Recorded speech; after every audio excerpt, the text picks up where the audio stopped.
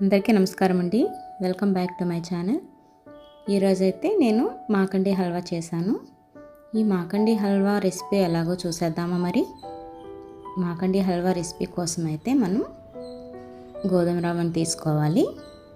అదే గోధుమ రవ్వని సూజీ రవ్వ అని కూడా అంటారు కదా. ఫస్ట్ అయితే నేను 1 కప్పు గోధుమ రవ్వని తీసుకున్నాను. 1 కప్పు గోధుమ రవ్వకి 2 కప్పుల పాలనైతే యాడ్ చేసుకోవాలి.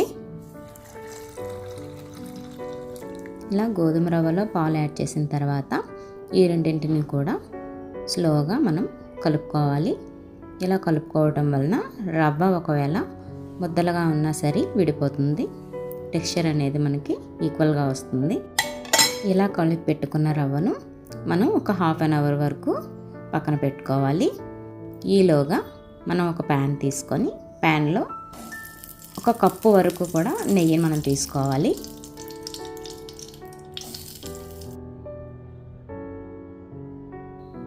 ఇలా నెయ్యి వేడెక్కిన తర్వాత అందులోకి మనం జీడిపప్పుని ఇంకా బాదం పప్పు, కిస్మిస్, డ్రై ఫ్రూట్స్ మొత్తం వేసుకొని ఫ్రై చేసుకొని తీసుకొని పక్కన పెట్టుకోవాలి. ఇంకా ఎక్స్ట్రాగా డ్రై ఫ్రూట్స్ యాడ్ చేసుకోవాలనుకుంటే యాడ్ చేసుకోవచ్చు, అది ఆప్షనల్.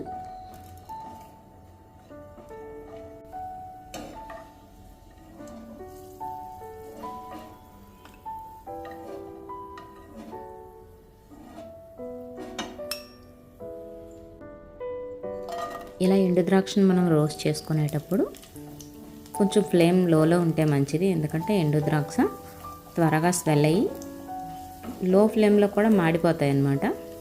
అందుకని వీటిని వేసిన వెంటనే కూడా ఇలా స్వెల్ అవ్వగానే మనం తీసి పక్కన పెట్టుకోవాలి.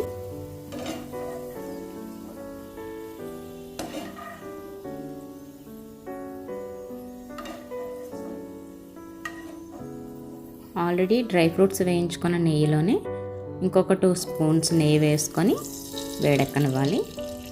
ఇలా వేడిగా అయిన తర్వాత ఇందులోకి మనం 1.5 కప్ షుగర్ తీసుకొని యాడ్ చేసుకోవాలి.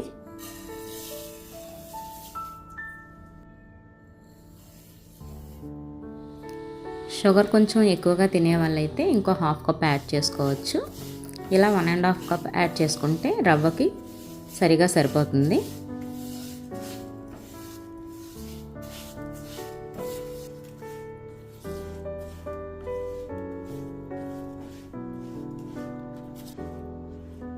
ఇలా షుగర్ యాడ్ చేసుకున్న తర్వాత కంటిన్యూస్గా మనం కలుపుతూనే ఉండాలి. షుగర్ అనేది నెమ్మదిగా మెల్ట్ అవుతూ ఉంటుంది. మెల్ట్ అవుతూ స్లోగా మనకి కలర్ చేంజ్ అవుతుందన్నమాట. లైట్ గోల్డెన్ బ్రౌన్ కలర్లోకి వస్తుంది కలర్. ఇలా వచ్చేటప్పుడు మనం ఆల్రెడీ సోక్ చేసి పెట్టుకున్న సూజీ రవ్వను ఇందులో యాడ్ చేసుకోవాలి. నేను మీకు అది చూపించలేకపోయాను. ఇలా రవ్వను యాడ్ చేసుకున్న తర్వాత లో ఫ్లేమ్లో పెట్టుకొని కంటిన్యూస్గా మనం కలుపుతూనే ఉండాలి. మనం ఎంత కంటిన్యూస్గా ఇలా కలుపుతూ ఉంటామో హల్వా అనేది అంత బాగా వస్తుంది. కంటిన్యూస్గా అలా కలుపుతూనే ఉండాలి.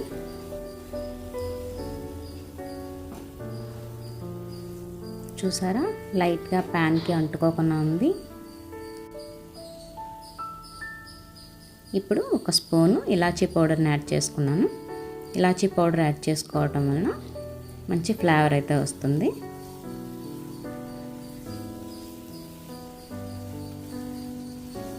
చూసారా, ఇది ఆల్మోస్ట్ రెడీ అయిపోయినట్లే. ఎందుకంటే అస్సలు ప్యాన్కి అంటుకోవడం లేదు కదా.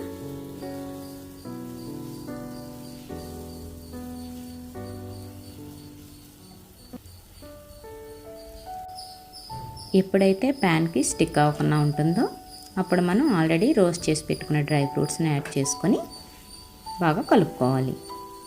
ఇలా కలుపుకున్న దాన్ని మనం సర్వ్ చేసుకోవటమే. ఈ సూజీ హల్వా రెసిపీని నేను గుజరాత్లో ఉండేటప్పుడు మా నైబర్స్ దగ్గర నేర్చుకున్నాను. చాలా సింపుల్ కదా అండి, అండ్ అంతే టేస్టీగా కూడా ఉంటుంది. మీరు కూడా ట్రై చేయండి.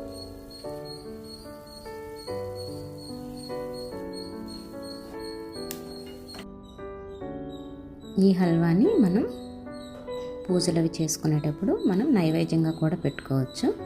చాలా సింపుల్ రెసిపీ, తొందరగా అయిపోతుంది. నా వీడియో మీకు నచ్చిందా? నచ్చినట్లయితే లైక్ చేసి సబ్స్క్రైబ్ చేసుకోండి. Thanks for watching.